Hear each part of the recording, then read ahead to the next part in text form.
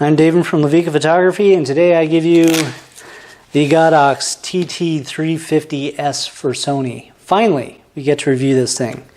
And this is a little bouncer that comes with it. It comes with a case. And inside the case is also a foot. So, just so you know. But not only did I get one of these, sorry, I'll flip that over so I don't make any horrible noise. I also got another one. Because this is like the perfect light kit, especially with this transmitter. Everything just works perfectly. So I just can't tell you how much I love these.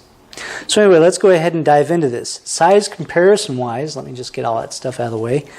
This is the Godox 860 V2, and that gives you an idea. I mean, this thing is tiny. And this thing is massive. Just look at the menu systems on the back. But yet this one is very easy to use. So anyway, if we look in the battery door here, you'll notice that it only has 2 batteries. And in this case, I'm actually using end loops. Love these batteries. So I'll have a link to these in the description along with everything else. But right here inside the battery door is USB connection in case you need to do a firmware update on this. And I just want to say one thing about the battery door. So these hook tabs are longer on this flash. So not only does it slide up and lock, but it's a lot harder to break the door on this than it is on a regular flash. This is the Sony a6000, and if we pop this on here, this is like the perfect match to this camera. I mean, just look at size-wise how well that fits on there. Finally, a flash that I just absolutely love for this camera. And you know, I like the Nissan i40. I thought that was a great flash, but the recycle times on this are just so much better. So with it on the body, let's go over a quick overview. Now, obviously it fits the a6000 perfectly, and I really love the weight of this, just the way it feels on the actual camera body itself. It's just a perfect balance. But what you need to know is the actual head itself has all the standard movements. So it's 90 degrees this way, and it's 180 degrees this way, and then 270 degrees this way. So you can bounce off the ceiling, pretty much bounce in the direction that you want. And then it has, of course, the standard wide angle bounce right here, and then the wide card reflector built in. So let's dive into the menu system and see what this thing is like on the camera. Alright, let's talk about how to use this. So this is the power button, and we'll go through these buttons really quick so they make sense. So let me turn it on. The first button over here is your mode button. So right here you can change the modes between manual, multi, and TTL. Now right over here is your zoom button, and all you have to do is hit it and roll the dial, and you can go from 105 millimeter zoomed in all the way down to 24 millimeter zoomed out to wide, and then you can put it on auto mode, or if you leave it there, you can flip out the front of the flash, and that'll bring you down to 14 millimeter. Now, one thing I noticed about shooting at 14 millimeter is sometimes when you put this back in, it doesn't go all the way in, and you're still stuck at 14 millimeter, and you don't know why your light's not strong enough. Make sure you push that into where it clicks, and then it goes to 24 millimeter.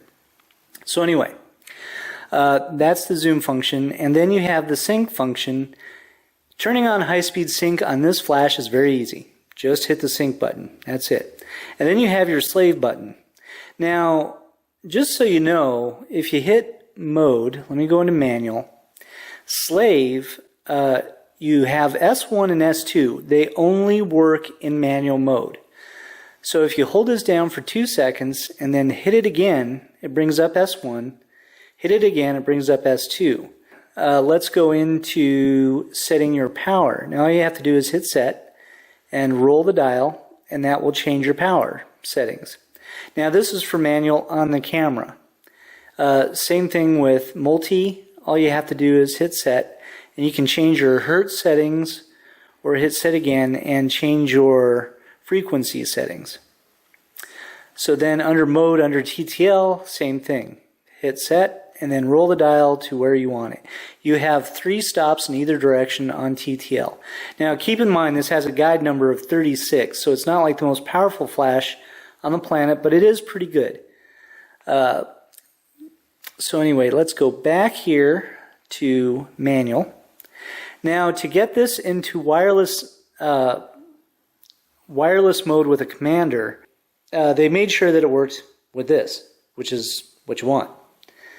So it's very easy to set up. So in order to turn this on, all we have to do is hold down our sync button, and then we'll get a wireless icon over there, and then you can, let's do that again, and then you can just roll the dial.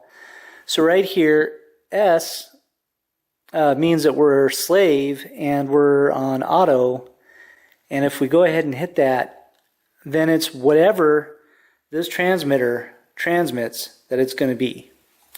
So let me hit mode again. So on manual mode, right here, if I hit that, you'll see it just went to an 1/8. If you can see that right there. And tilt that down so you can actually see it. Okay, so right there, we can leave it at a 1/16 plus 3, and then you hit OK button up here. Tip. If anything is blinking on the transmitter, it's not going to fire. So you have to hit the OK button and then it'll fire. So anyway, there you go. So it's very easy to set up your channel. And on here, all you have to do is hit this, and that can change your group to whatever you want. You can either be on A, B, or C, or you can change the actual channel by holding this down. And then you can be on channel 1 through 16. And like I said, this works perfectly with the X1T receiver. Okay, now let's go into the custom function modes that you guys don't know about. So let me go out of here, and let me hit the sync, and just go back to normal mode here. That way there's less stuff in the way. This will make this easier to understand. So we have our custom function button. If you hold down the zoom button, this brings up AF. AF illumination is turned on. Well, Sony hates you. So anybody who has an A6000, A6500, A7R, A7R2, A7S, A7S2, AF illumination does not work on this flash. But if you have an A77, or yeah, the SLT77 or the 77-2 or the A99 or the A99-2, it does work on the SLT models. So I'm not sure why it does that, but Sony doesn't want you to have AF illumination on the flash. So therefore, it just does not work. Sorry. So anyway, let's go into custom function again. So we've got AF illumination, which we can't use. Then we've got BL, which is backlighting. And then this means it's going to be on for 10 seconds after you do something, or you can just turn it off, or you can just leave it on. So in this case, we'll leave it on for 10 seconds. And then we have ST. So ST means standby or sleep mode. So you can turn standby off, and the flash will always be ready to go. Or you can turn standby on, and it will allow it to go to sleep. So in this case, I prefer it off. Anyway, that is all the functionality of the back menu of the flash. Like I said, very easy to use. Okay, now we're going to do a portrait. So I've got my forward light over here. It's on TTL. This one is at full power, 3 stops over. Then I've got a hair light over here. I don't have any hair, but it doesn't really matter. It's going to light up my shoulder. And this one's at 1 stop over. So she's shooting at 250th of a second at f2.8. And apparently I'm supposed to move over. She thinks I'm ridiculous.